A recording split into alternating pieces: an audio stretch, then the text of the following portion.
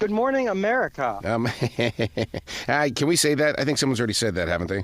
It does sound vaguely familiar. So what's going on in your Hollywood world?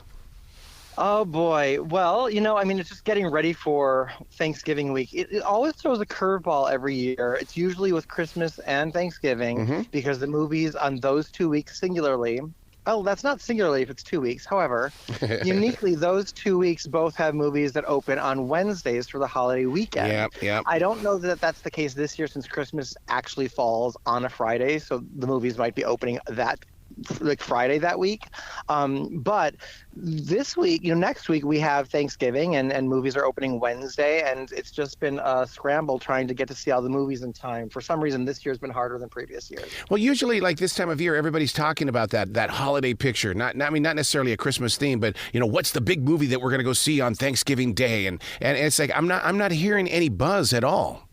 Yeah, there's some industry buzz, and I think people are really excited for The Fabelmans, which is the new Spielberg film based on his childhood. And it's getting some awards buzz and the rest of it. And, anytime, I think people get excited about just a Spielberg film, Right. regardless. Right. It's always going to be unique. Martin Scorsese is due for another film like that.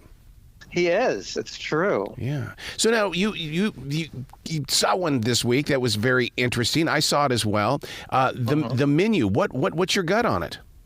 It's amazing. I mean, honestly, I think the entire time I was watching it, I was priming myself to say it's the greatest thriller I've seen in my entire life. I loved it so much. I had a couple problems with the very end. I'm forgiving them. It's so maybe it's not the greatest thriller I've ever seen in my life, but it's certainly up there. It's so good, so stylish, so interesting, so smart, and then so well performed. Oh my God! And the thrill goes all the way through the movie. And even though like you said, the ending is kind of weird, and I'm still talking about the ending in a way that it's like, okay, let me understand this. Yeah. Yeah, I think it's something that's really great. The ending reminded me a little bit of Midsommar, which is a great film. That was a lot of talk. Yep. Yeah, and then, but I don't do spoilers, so I don't want to give too much away. But it's just such a great ensemble, and when you have John Leguizamo and Janet McTeer and Judith Light, and then it's led by Ralph Fiennes.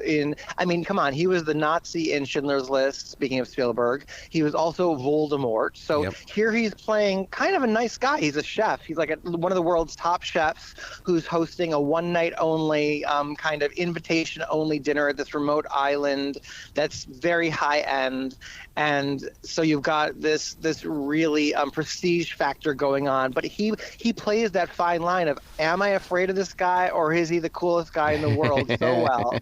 And then of course Anya Taylor-Joy, who has just every move she makes in her real life and on screen, whether it's small screen like The Queen's Gambit or Peaky Blinders, or big screen like Last Night in Soho or The Witch, or now this one, The Menu. Like, she is just one to watch. She's so outstanding and fast. I feel like we're on countdown, not for The Menu, but I feel like in her lifetime she's going to win an Oscar. You're right. You're absolutely right about that. And she's one of those people, just like Bradley Cooper. The first time that I see them, I'm going, oh my God, this is the beginning of something absolutely brilliant.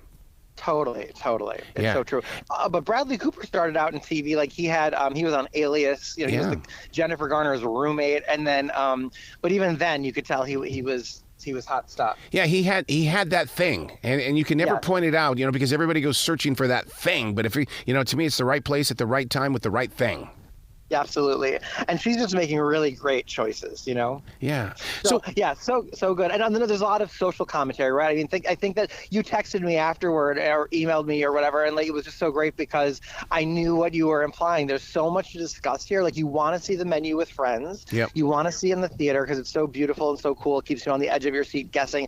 You won't be able to guess it. It's not predictable at all. And then on top of it, it's fun to talk about, what you think they could have done, or they could have done this, or they could have gone in this. And I don't mean like the characters could have done. I mean like the writers and the filmmakers. What different decisions could they have made in taking the film in different directions? It's just really fun to discuss that. And then it's also fun to talk about all the social commentary because it's about what I'm doing right now. It's about being a critic. It's about the criticism and kind of picking apart and having opinions and sharing them and attitude, perfectionism, and getting things right, and trying to impress others, and caring what other people think, and all these different things. Yeah. What was the other one that you saw this week?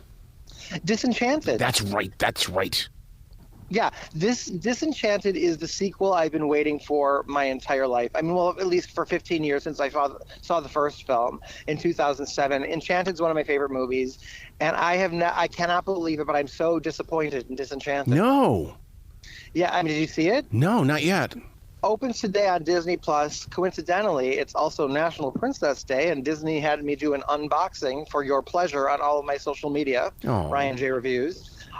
So check it out there. But the thing is like, here's the thing. Like, I loved Enchanted, the songs by Alan Menken, who did The Little Mermaid, Beauty and the Beast, Aladdin, Newsies, Little Shop of Horrors, and then lyrics by Stephen Schwartz, who did Wicked, among many other things. And Wicked, the last time he wrote lyrics that were sung by Tony Award winner Idina Menzel, also the voice of Elsa. Here she is here. She didn't sing in Enchanted. She's singing here, but none of the songs are catchy. What worked so charmingly well and sincerely in the first film feels cheesy and caricature unto itself in this movie. It feels compressed. The look of it and the tone of it all feels very compressed. The story doesn't really seem to make sense to me when you lay it out. I just across the board, and I really feel like I'm gonna die as I say to you that I think you should skip it. Like I kind of feel like it's gonna kill me to say it, but I don't think it's good. Like I'm freaking out. So what else is going on RyanJReviews.com?